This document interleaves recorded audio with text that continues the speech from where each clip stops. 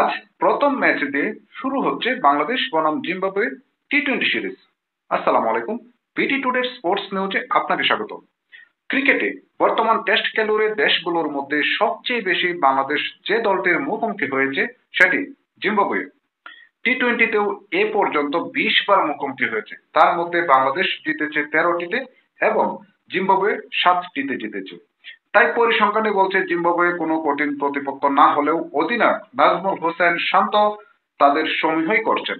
আজ জিম্বাবুয়ের বিপক্ষে 5 ম্যাচ টি-20 সিরিজের প্রথম ম্যাচ জহুর আহমেদ চৌধুরী স্টেডিয়ামে অনুষ্ঠিত হবে। বিশ্বকাপের বাছাই পর্ব থেকে ছিটকে পড়া জিম্বাবুয়ে ঘরের মাঠে আয়ারল্যান্ডের বিপক্ষে 2-1 হেরেছে।